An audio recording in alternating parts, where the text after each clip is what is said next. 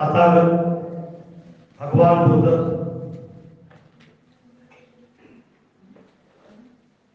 सम्राट अशोक परम पूज्य डॉक्टर बाबा साहब आम्बेडकर, प्यारे दोस्तों, वैसा मैं बैठ के भाषण देने वाला था और भाषण देने का मूड भी नहीं है क्योंकि खड़ा रहना मुश्किल जा रहा है मुझे। और आपको बताने में हरकत नहीं कि हमारे दोनों की भी तबीयत खराब है। कल हम टेस्ट करेंगे, शायद कोरोना नहीं होगा, लेकिन वायरस का परिणाम 7-8 दिन से जो दिख रहा है, मेरे चेहरे पर भी दिख रहा है। ये भारत का 73वां गणतंत्र दिन नहीं, ये रिपब्लिकन डे है। बहुत बार हम गलती करते हैं।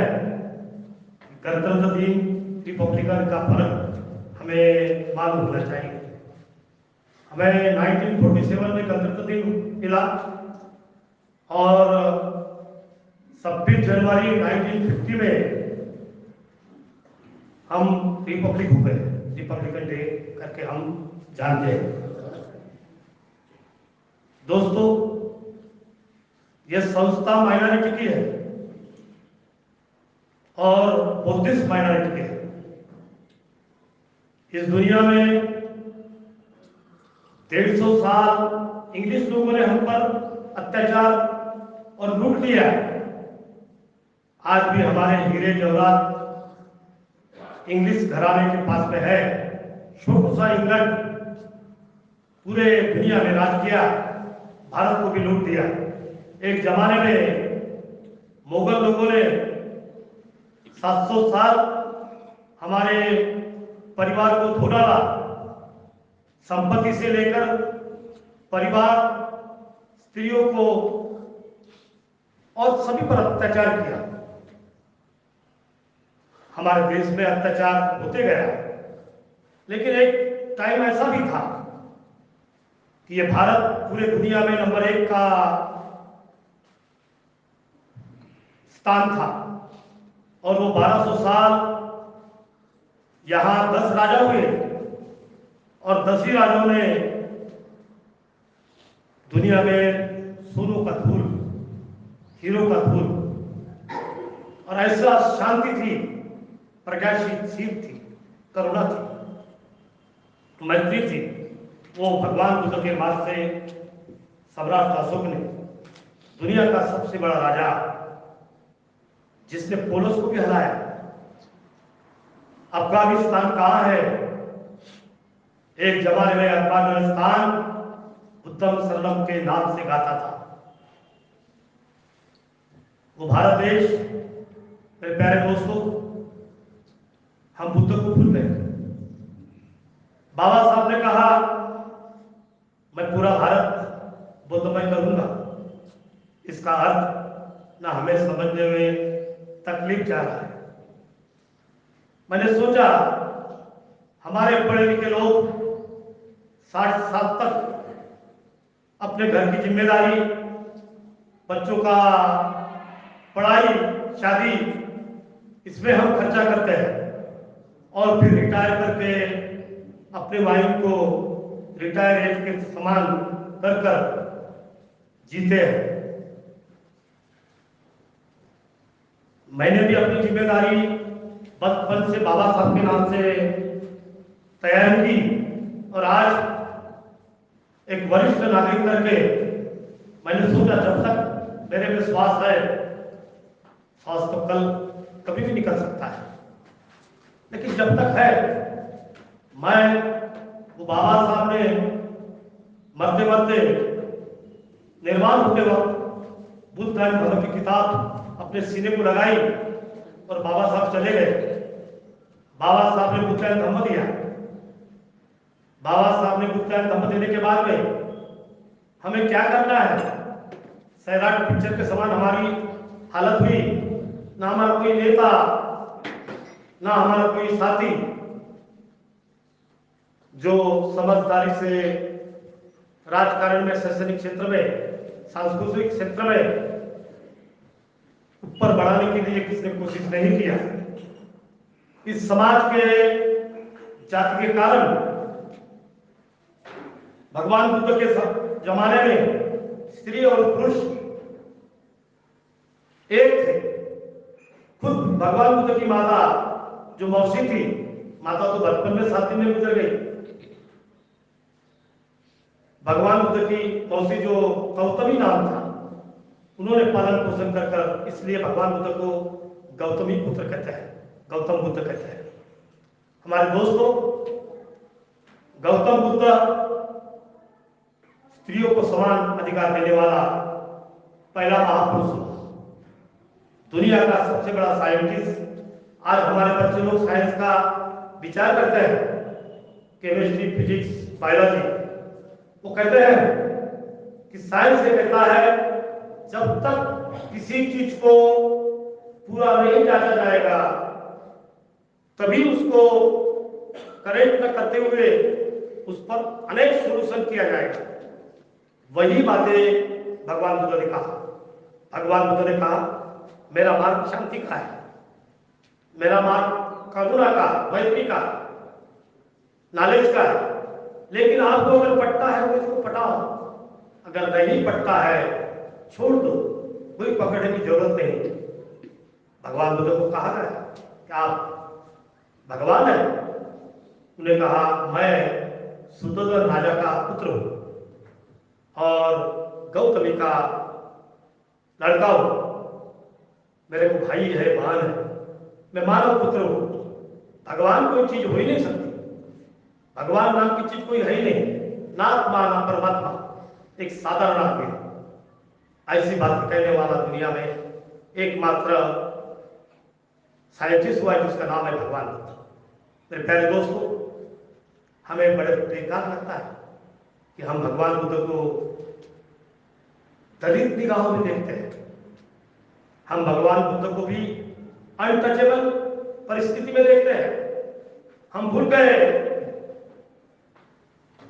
हम भगवान बुद्ध को अनटचेबल कर डाले।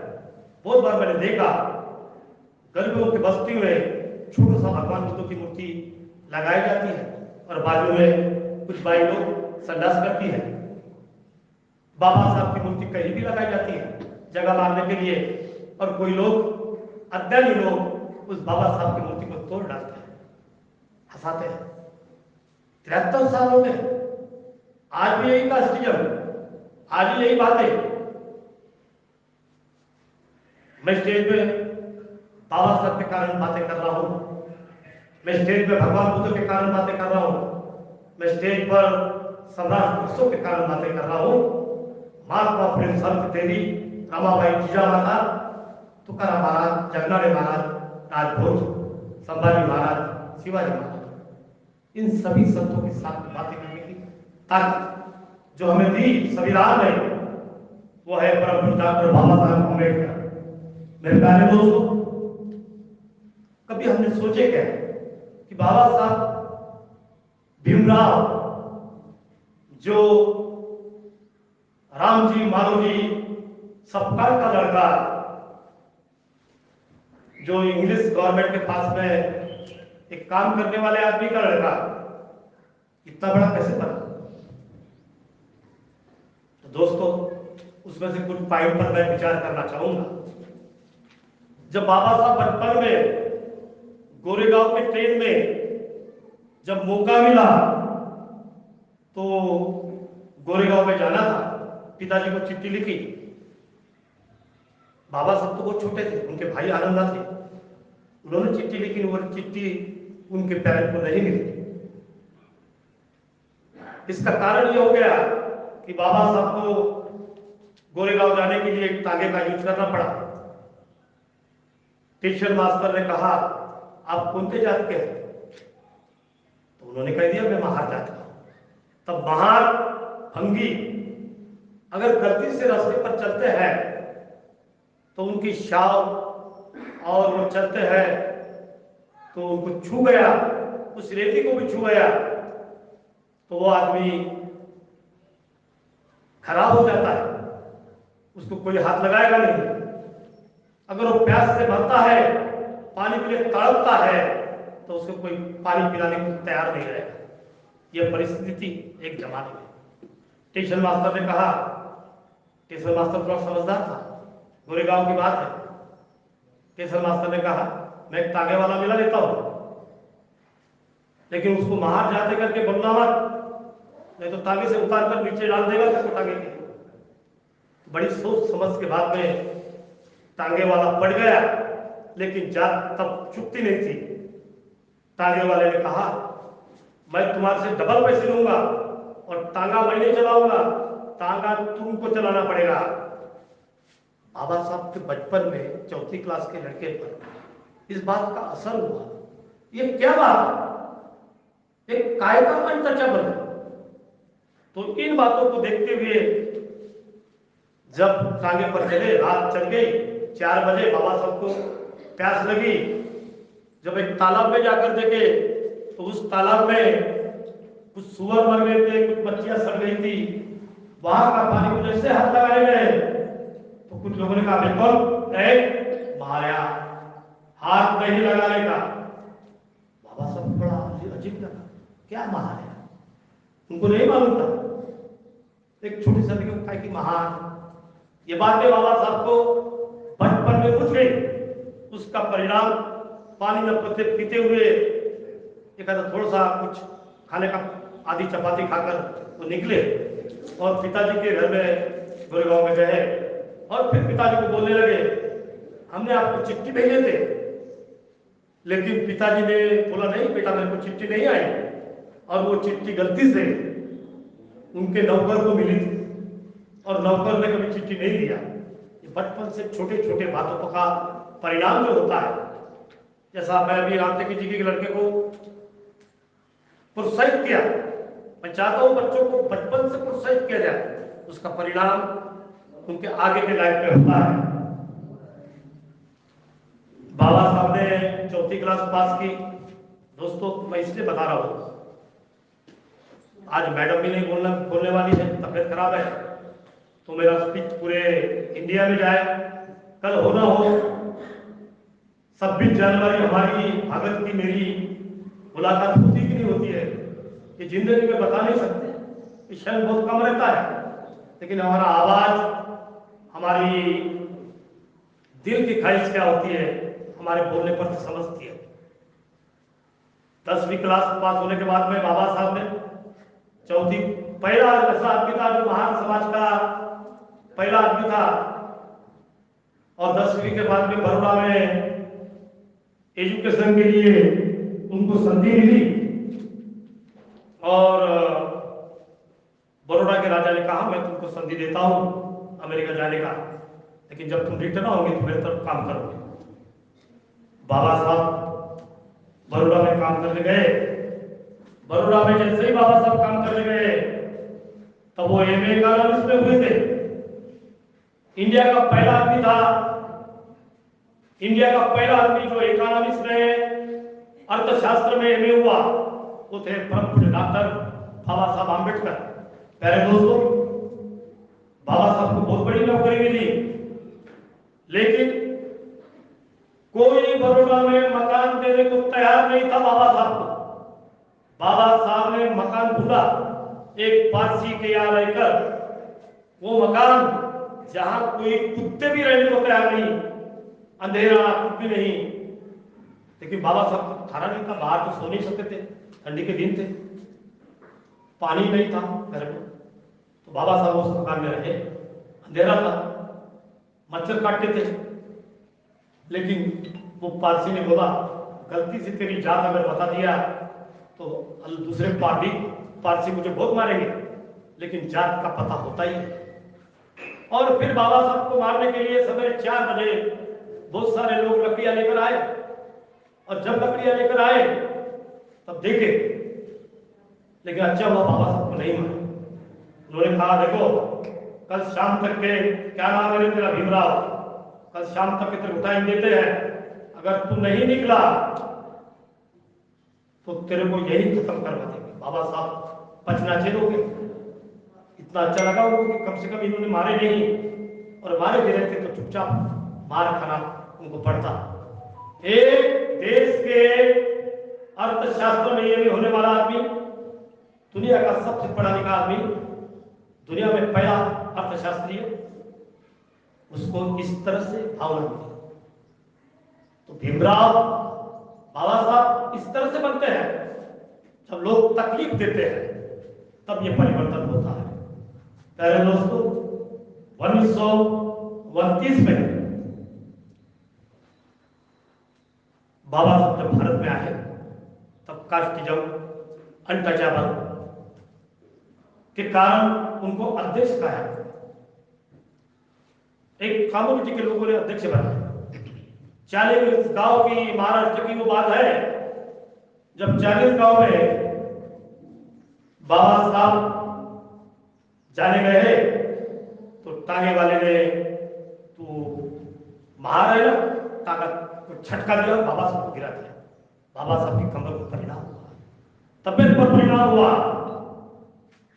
महान जाति वालों को क्या तकलीफ थी, ये बाबा साहब बनने के बातों में दिखता है। एक बार 1934 की एक बात है कि बाबा साहब अपने 30-40 दोस्तों के साथ में दौलताबाद में जाने को निकले, और दौलताबाद जाते जाते चलो बोले तो घूमने जाएंगे। तो बाबा साहब बहुत मैच्योर हुए थे और दौलताबाद जैसे गए, दौलताबाद के मुस्लिम लोगों ने देखा ये महार की टोली आ रही है, सबने लकड़ी तलवार निकाले और काट ही रहे थे। तो बाबा साहब ने समझाया, प्यारे दोस्तों, उन्होंने कहा बे धेड़ो, तब धेड़ बोलते थे, मुझे भी मालूम है, मैंने बचपन में ऐसी गाली बहुत सुनी है, धेड़ कंदील। मैं भी कंदील सुनते सुनते मेरे कान पके और इस गांव का मैं नगराध्यक्ष बना। बाबा साहब के कारण मैं आज आप लोगों से बातें कर रहा हूं, और मैं कार्यक्रम इसलिए लेता हूं, कार्यक्रम में कौन है क्या है ये बातें नहीं है, लेकिन मेरा स्पीच मैं आप लोगों को उसको चलंत आवाज में रोकने की तैयारी करता हूं। मैं सवेरे उठता हूं, बाबा साहब भी कहते हैं मैं रात को इसलिए जगता हूं कि मेरा समाज सोया हुआ है। मुझे भी मालूम है, मैं रात में 1 बजे इसलिए उठता हूं कि मेरा भी समाज आज 73 साल होने के बाद में सोया हुआ दिखता है। समाज का मतलब एक जात का नहीं, हमें एक जात नाम की चीज नहीं चाहिए। हम मानव है, मानव का अधिकार चाहिए। एक ही मानव, स्त्री और पुरुष, जिसके हर गुण एक है। जब ब्लड टेस्ट करते हैं तो वहां जाति की होती है, कोई मुसलमान होता है, कोई पारसी होता है, कोई हिंदू होता है। बाबा साहब बनने के पीछे बहुत सारी बातें हैं। एक बार एक महान आदमी, लड़का छोटा सा, बुखार आया, डॉक्टर को विनती किया कि इसको औषध दो। डॉक्टर ने हाथ नहीं लगाया, डॉक्टर ने बिल्कुल हाथ नहीं लगाया। लड़का कांप कांप के मर रहा था। बाबा साहब ने ये बातें देखा, बड़ा सुना, बाबा साहब के दिल में बहुत परिणाम गिर गया। एक भंगी की जात भंगी है करके उसको लाठी से मारा गया और काटा गया। बाबा साहब ने इन बातों को देखा। जैसे भगवान बुद्ध के बारे में हम कहते हैं कि भगवान बुद्ध ने बुद्धों को देखा, मरीज को देखा, ये देखा, ये झूठी कहानी है। सही कहानी के पीछे मैं जब भगवान का हैप्पी बर्थडे रहेगा तब मैं बताऊंगा, और आप लोगों को भी तब तक के मालूम होगा। हमारे दोस्तों, मैं कभी कगत लिखता नहीं, लेकिन सन और संस्कृति गलती से बिगड़ मत जाए, इसलिए मैंने तारीख का नोटिंग करके लाया। मेरे प्यारे दोस्तों, बाबा साहब की बातें सब सुनने के बाद में अनटचेबल, वैश्विक एक पक्ष की धारणा बाबा साहब ने की। 1947 में पहले कानूनी मंत्री बने, जिसको कोई छूता नहीं था, हाथ नहीं लगाता था। नेहरू जी के काल में श्याम मुखर्जी जैसे बीजेपी के थे, वैसे ही परम पूज्य डॉक्टर बाबा साहब आम्बेडकर थे। पहले ड्राफ्टिंग कमेटी के अध्यक्ष बने। 1948 में पारुल प्रस्तुति की है। उस कमेटी के अध्यक्ष बनने के बाद में बाबा सात लोगों की कमेटी थी। 6 लोग तो कहाँ गायब हो गए, कोई बीमार हो गया, कोई मर गया, और आखिर बाबा साहब ने अकेले ने 26 जनवरी 1950 को संविधान दिया। वो संविधान जहां इस देश में हजारों लाखों देवता है, उन देवता को भी नष्ट कर सकता है, वो संविधान बाबा साहब ने दिया 26 जनवरी 1950 को।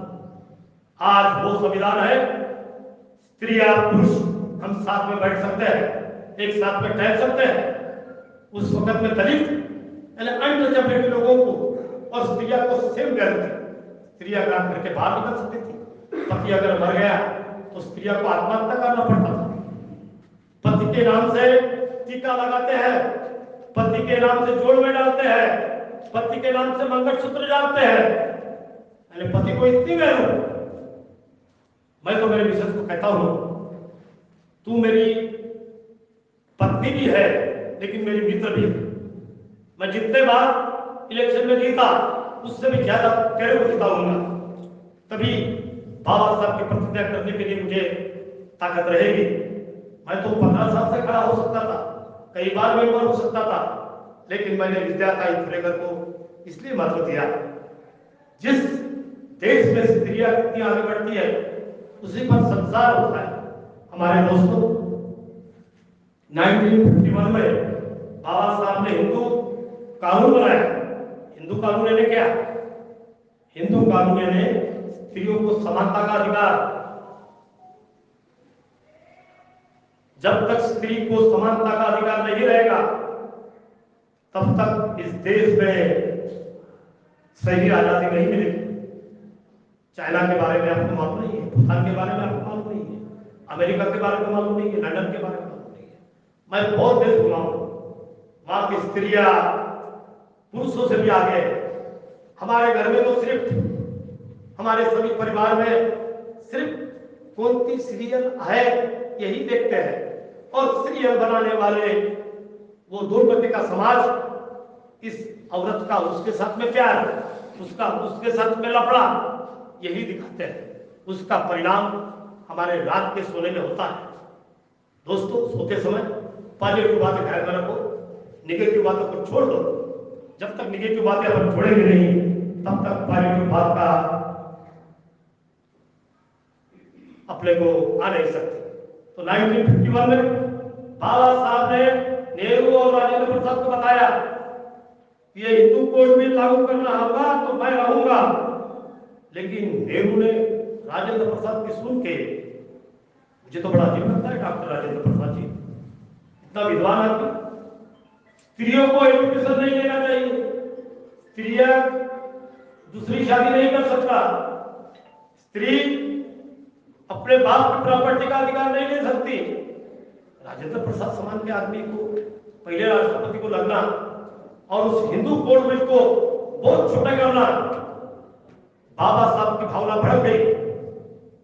वो वैसे गुस्से में भी थे, तुरंत राजीनामा दिया। देश का पहला कानून मंत्री है जिसने इस तरह से राजीनामा दिया। आजकल तो लोग सीट के पीछे चपकते रहते हैं, सीट को छोड़ने को कोई तैयार नहीं, ना मेंबर पद छोड़ने को तैयार है, न किस बात को तैयार है। बाबा साहब ने देश का पहला कानून मंत्री पद छोड़ दिया। आपको मालूम है बाबा साहब के पास में सभी डिग्रियां थी। बाबा साहब ने अपने 65 वर्ष में सामाजिक, आर्थिक, राजकीय, शैक्षणिक, धार्मिक, ऐतिहासिक, वैज्ञानिक इन सब बातों को ध्यान दिया। ऐसा कौन आदमी है जो आर्ट में भी पीएचडी है? ऐसा कौन आदमी है जो साइंस में भी पीएचडी है? ऐसा कौन फिलोसोफर है जो राइटर भी है, जिसकी किताब इतनी किताबें कि हम इस जन्म में पढ़ पढ़कर भी थक जाएंगे तो भी बाबा साहब की किताब हम पढ़ नहीं सकते। मेरे प्यारे दोस्तों, बाबा साहब जो घर बनाए, रमाबाई को राजगुरु नाम दिए, वहां पढ़ते समय 35,000 किताबें थी, और वो 35,000 किताबें बाबा साहब ने एक एक पन्ना खोलकर पूरा उसका अभ्यास किया था। वो हमारे बाबा साहब 6 दिसंबर 1956 को चले गए। लोग कहते हैं बाबा साहब ने सिर्फ उन दलित लोगों के लिए काम किया। मेरे प्यारे दोस्तों, आपको ये मालूम नहीं है रिजर्व बैंक ऑफ इंडिया किसने बनाई? रिजर्व बैंक ऑफ इंडिया का पद और प्रस्तावना डॉक्टर बाबा साहब जब मंत्री थे तब बना। तो रिजर्व बैंक का पैसा सिर्फ दलितों के घर में जाता है? रिजर्व बैंक का पैसा पूरे देश में जाता है। वो ब्राह्मण रहे, दलित रहे या कुछ भी रहे। तो बाबा साहब ने सिर्फ दलितों के ऊपर पैसा काम करेगा। स्त्री, दलितों की स्त्री, बाबा साहब ने ब्राह्मण स्त्रियों को आगे बढ़ाया। खुद अपने अर्धांगिनी एक डॉक्टर को मांगकर समाज को वो नाम बताया कि इंटरकास्ट मैरिज करना बहुत आवश्यक है।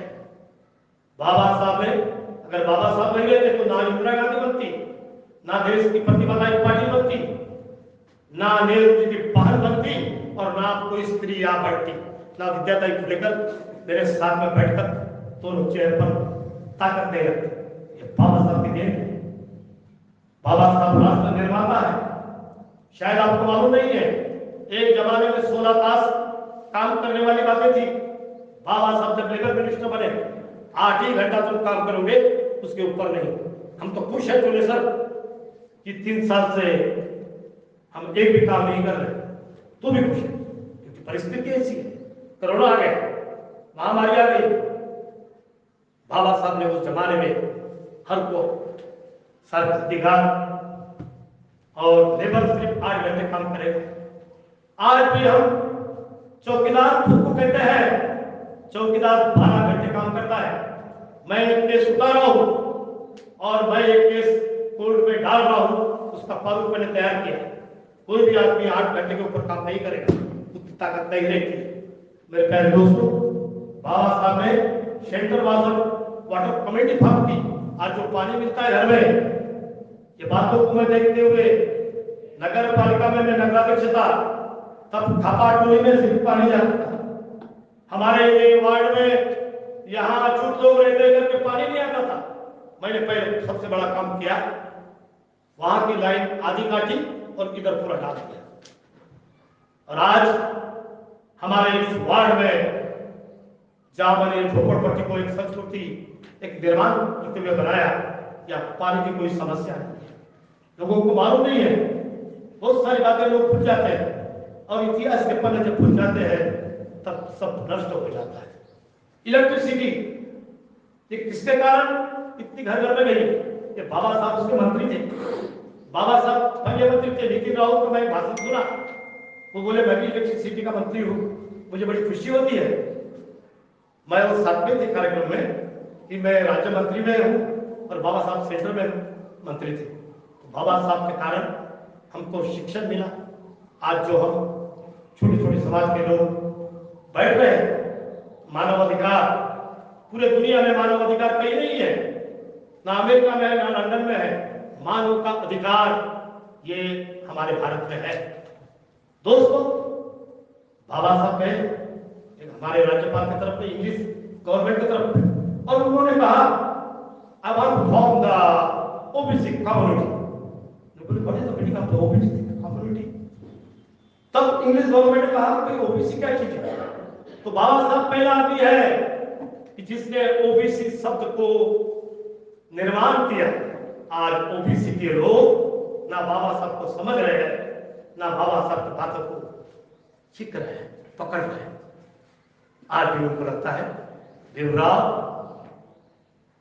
ये महान है, फुलेकर बातें कर रहा है, महान है। लेकिन प्यारे दोस्तों, जब हमारे समान लोगों को संधि मिलती है तो बाबा साहब घटना लिख सकता है। एक सच्चिदानंद फुलेकर 50 रुपए से स्कूल तक चलाने वाला आदमी को संधि मिलती है तो माइनॉरिटी की सबसे बड़ी स्कूल कॉलेज निर्माण कर सकता है। ये भी ताकत होती है, ताकत बुद्धि भी होती है। इसलिए भगवान बुद्ध कहते हैं, बुद्ध यानी वो, बुद्ध यानी जो नॉलेजेबल है उसको बुद्ध कहते हैं। हमने बुद्धों की भाषा भी बदल दी। हम तो सम्राट अशोक की फोटो, मैं आप सब लोगों को विनंती करता हूं, आज ही जाकर अपने घर में सम्राट अशोक की फोटो लगाओ। सम्राट अशोक के कारण जापान, सिंगापुर, मलेशिया, बहुत सारी कंट्री, 150 कंट्री के ऊपर वो तो भारत का है,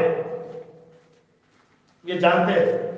शायद आप लोग अगर बाहर जाओगे, किसी भगवान की अगर दुकान में फोटो बेचने की बातें कहेंगे तो एक भी भगवान की फोटो कोई लेने वाला बाहर कंट्री में नहीं मिलेगा।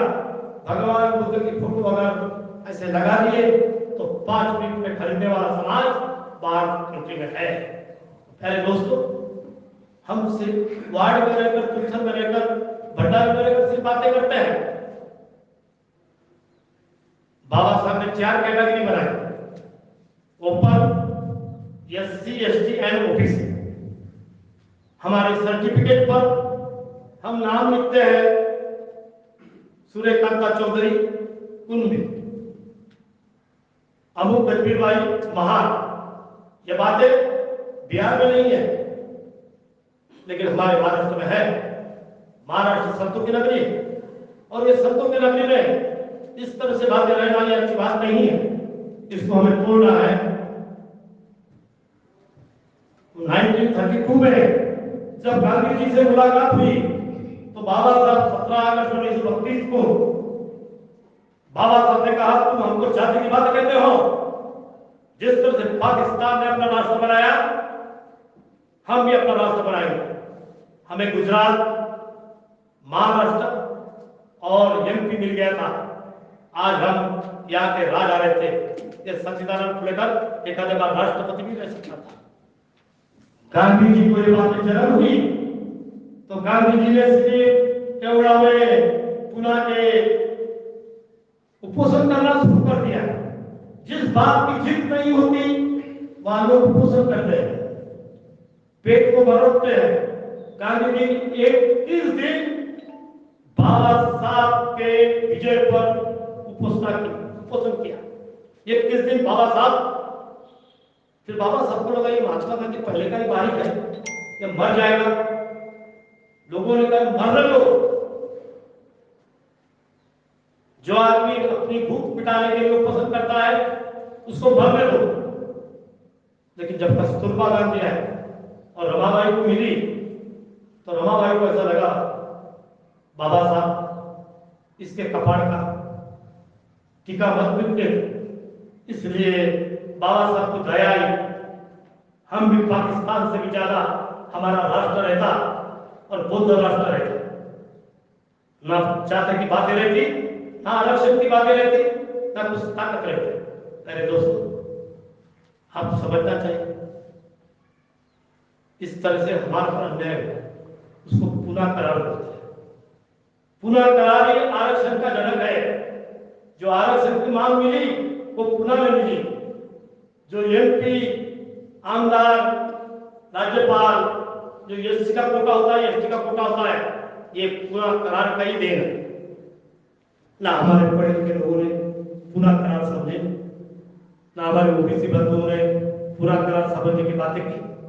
आज मैं अचानक मेरा मूड हो गया सीरियसली भाषण देने का, तो मैं आपके सामने ये बातें कह रहा हूँ। और ये मेरे विचार हर गली में जाए, हर बूथ तक जाए, हर थाने में जाए। मेरे प्यारे दोस्तों, 20 सितंबर 1932 को एरवाड़ा जेल में आमरण समाप्त करने के लिए बाबा साहब ने 24 सितंबर 1932 को पूरा पैक्ट किया। और पूरा पैक्ट करने के बाद में उन्होंने यही रहकर आरक्षण की मांग की, उनको मिला, वो तो मिल गया। हम देखते हैं आज भी लोग कहते हैं कि इन समाज को आरक्षण मिला, ये बहुत बेकार हुआ। और जो मराठा लोग बेकार होते हैं वो आज आरक्षण के लिए तड़पते हैं। बाबा साहब ने उस जमाने में OBC के लिए 60 के ऊपर आरक्षण की प्रवृत्ति की थी। अगर हम 13% लोग हैं, हमें 13% आरक्षण मिलता है, हम तो 14% आरक्षण नहीं मिलते हैं। लेकिन आज नहीं, आरक्षण के कारण वो सच्चिदानंद पुलिकर बना, आरक्षण के कारण विद्या पुलिकर बना। मेरे प्यारे दोस्तों, मुझे आरक्षण का कभी फायदा नहीं हुआ। मैं और विद्या पुलिकर जनरल जगह से हम प्रेसिडेंट बने, चुन के आए, और जब हम आरक्षण के सीट पर खड़े रहते हैं तो हमारे से हमारा पढ़ाया हुआ लड़का 10वीं तक 3 बार नापास सच्चिदानंद पुलिकर को दिल से हराता है। क्यों? कि आप हिंदू हो, आप बुद्धिस्ट नहीं हो, और वैसे ही लोग इस देश में खासदार बने, आमदार बने, उसी का परिणाम हम भोग रहे हैं।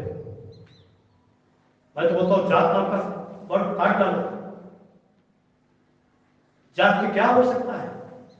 ये कलार है, ये पवार है, ये तेली है, ये कुंभी है, महार है, चामार है। आदमी की कदर करो। अगर आदमी में योग्यता होगी तो जात की कोई आवश्यकता नहीं है। आपको हंसेंगे अगर अमेरिका में जाएंगे, अमेरिका में जाने के बाद में बोलूँ मैं महार हूँ, बोलेंगे महार हो, उनको लगेगा महाराष्ट्र का है, उनको कुछ नहीं समझता।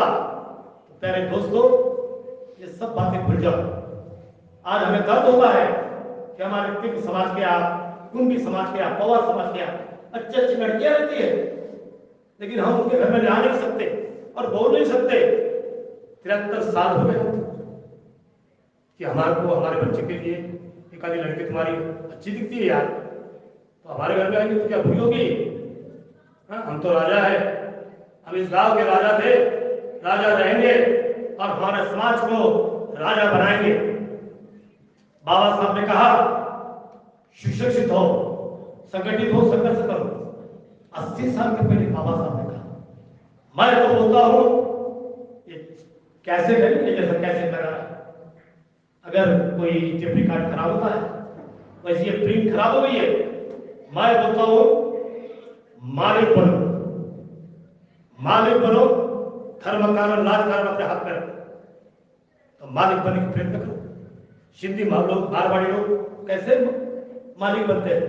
उनका बच्चा दुबई में जाने का प्रयत्न करता है, छोटा सा लड़का बचपन से ही मालिक बनाने की बातें करता है। हमारे दोस्तों, हमारे टीचर वर्ग, मैं आपको जो आए जो नहीं आए कोरोना के कारण, मैं आप अपने लड़के को मालिक बनाओ, रामटेक देवी जी, इस संविधान को भी मालिक बनाओ। मैं आपको बहुत सारी साथ दूंगा। अगर ये आगे बढ़ेगा तो मेरा बहुत सारा फाउंडेशन पैसा, अगर मैं रहूंगा तो इसको अमेरिका में पढ़ाने के लिए आपको जरूर मदद करूंगा। जिस बाबा साहब को संविधान के लिए 18 दिन, 11 महीने और 2 साल तक साकर कर एकदम करेक्ट बातें करते हैं संविधान के बारे में। अमेरिका से 10 गुना संविधान है हमारा भारत का। भारत का संविधान, करोड़ों देवता एक बराबर, एक तराजू में करोड़ों देवता को बैठाओ और भारत का संविधान तराजू में बैठाओ तो संविधान का वजन ज्यादा है। तो पहले आप इस संविधान को समझ रहे हैं। आज तिरंगी झंडा हमने फटकाया, तिरंगी झंडा किसने दिया? तिरंगी झंडा बनाने वाला डॉक्टर बाबा साहेब अम्बेडकर थे।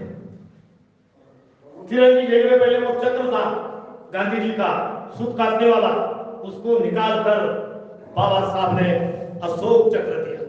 प्यारे भूलो मत, उस बाबा साहब के लड़के हो, उस बाबा साहब के लड़के हो जो अर्थशास्त्री, जो मानव शास्त्री, समाज शास्त्री, राजनीतिक, कानूनी जानकार, एक अलग आदमी, दूरदृष्टिकोण रखने वाला, उस बाबा साहब के हम पुत्र हैं।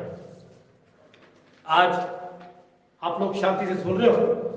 अगर छोटे छोटे बच्चे रहते हैं तो मेरा बोलना टूट जाता है, इसलिए मैं आप कम लोगों के साथ में मेरा विचार शेयर किया हूं। दोस्तों, बाबा साहब जो हमें नौकरी में आरक्षण मिला वो बाबा साहब की देन है। महिला को अधिकार मिला वो बाबा साहब की देन है। और धर्म, जाति, लिंग के आधार पर भेदभाव नहीं होगा। स्वतंत्रता, समानता के जीने का अधिकार दिलाया मानव अधिकार दिया, महिलाओं को ताकतवर बनाने की कोशिश की। और 1951 में जब गांधी तो नहीं थे, राजेंद्र प्रसाद और नेहरू जी और उनका गवर्नमेंट, खुद कांग्रेस और उस वक्त का जनसंघ जो बाबा साहब के हाथ में गया, तोड़ डाला बाबा साहब ने। लो राजीनामा, मुझे नहीं चाहिए तुम्हारे समान में, तुम्हारे बीच में गवर्नमेंट रखना। स्वतंत्र विचार के बाबा साहब जब 6 दिसंबर 1956 में गए, तब प्यारे दोस्तों, आज तक इतनी संख्या किसी ने देखी नहीं बाबा साहब की। लोग रो रो पड़े। मेरे बाप को जब मालूम हुआ, मेरा बाप ने तो पत्थर ठोक डाला, अपना सिर पटका। मेरे भाई भी रोए, मेरे भाई, माँ, बाप, ऐसा लग रहा था बाप हमारा भगवान मर गया। तो बाबा साहब हमारा बाबा साहब नहीं है, वो हमारे लिए भगवान है। हमारे लिए भगवान है, स्त्रिया के लिए भगवान है, ओबीसी के लिए भगवान है। तुमको ओबीसी जिसने वर्ड दिया वो परम डॉक्टर बाबा साहब अम्बेडकर। बाबा साहब की चर्च की मेरे रहते हुए ये जनसंघ के लोगों ने, जो आज का बीजेपी और कांग्रेस के लोगों ने मेरी बातें सहन नहीं की, तो 18 मई 1955 को